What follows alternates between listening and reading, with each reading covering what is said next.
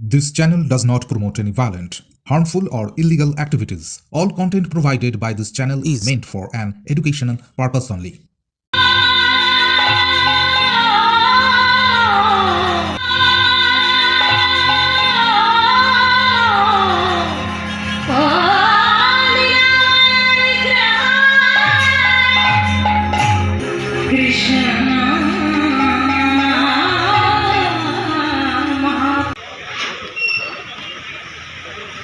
Slogan করো।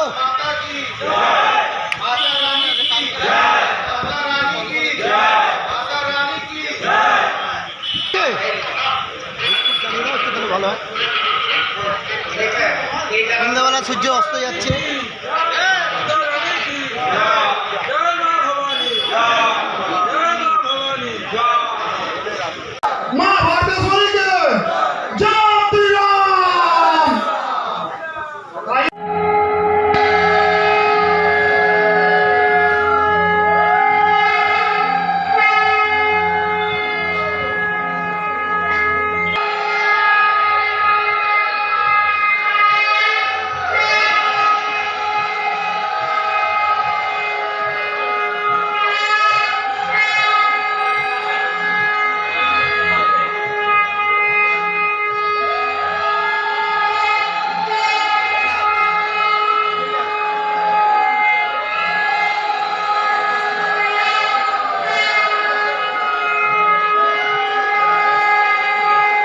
এক এক করে আমরা বরণ করে নেব যারা আমাদের বিজেপি পার্টি।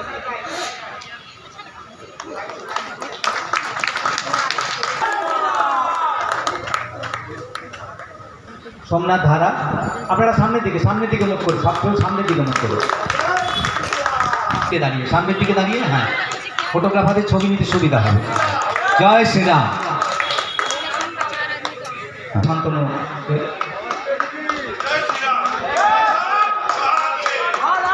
সিং চৌহান তাকে বরণ করে নিচ্ছে।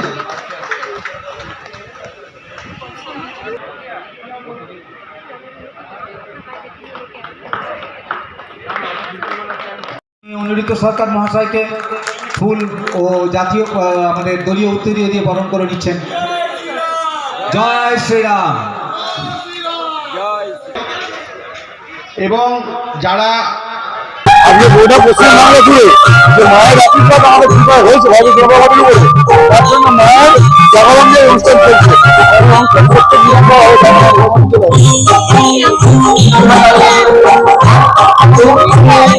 এই প্রোগ্রামে আমাদের জেলা বেসিক আশীর্বাদ এসেছিলেন। ভালো লাগছে।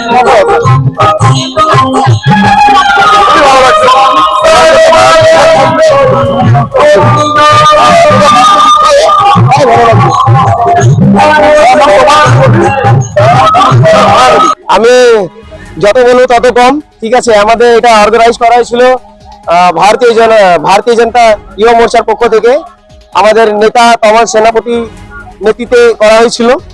আমিও ওই কমিটিরই যুবর ভাইস প্রেসিডেন্ট ডায়মন্ড জেলার।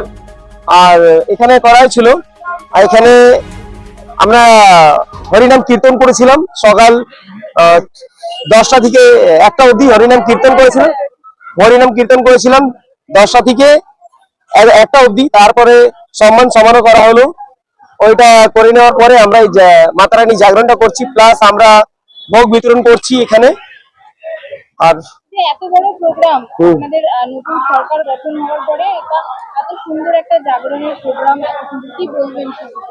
এটা সরকার আছে বলেই পসিবল, নাহলে বুঝতে পারতেন আমরা যখন কোথাও যেতাম হিন্দু ফেস্টিভ্যাল হতো তাহলে কত জায়গায় আমাদেরকে বাধার মুখে পড়তে হতো। আর এখানে এটা সরকার এসছে বলে এটার পুরো ক্রেডিট সরকারের তো যাই, আমরা তো আছি একটা ওনার অংশ আছি সরকারের, কিন্তু এটা পুরোপুরি ক্রেডিট আমাদের সরকারের যায়। আজকে অনুষ্ঠানে কারা কারা উপস্থিত ছিলেন বা কারা আসবেন? আজকে উপস্থিত ছিলেন আমাদের ডায়মন্ড হাওড়ার যুব মোর্চার প্রেসিডেন্ট তমাল সেনাপতি, এবং উপস্থিত ছিলেন একাধিক কর্মীজন। আমাদের মধ্যে উপস্থিত রয়েছেন দ্বিতীয়াদি, এবং আমাদের মধ্যে উপস্থিত রয়েছিলেন নবিতা ভট্টাচার্যজি, এবং আমাদের মধ্যে উপস্থিত রয়েছিলেন করিম খান, এবং আমাদের মধ্যে উপস্থিত রয়েছিলেন সরফরাজ ভাই, যিনি আমার সঙ্গে জেলেও ছিলেন সরকার আসার আগে কালীন। তো খুবই আনন্দ হয়েছে। এই প্রোগ্রামটা আমরা ভাবতে পারিনি এইভাবে আমাদের এতটা সফল করে দেবেন এখানকার জনগণরা, আর এতটা ভালোবাসা পাবো আমরা ভাবতেই পারিনি। আগামী দিনে শ্যামাপ্রসাদের জন্মদিন সেইগুলোকে কি অনুষ্ঠান আছে? আমাদের কন্টিনিউ থাকে, আমরা একটাও ডক্টর শ্যামাপ্রসাদ মুখার্জি হোক বা এপিজে আব্দুল কালামের হোক, আমরা কোনো ফেস্টিভ্যাল বা হোক কোনো কর্মসূচি আমরা ছাড়ি না।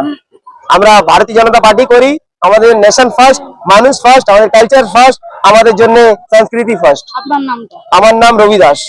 আগে বলবো, আমরা যেরকম দুর্গা মা অসুরকে সংহার করেছিল, জয় পেয়েছিল, আমরা অসুরকে সংহার করেছি, জয় পেয়েছি।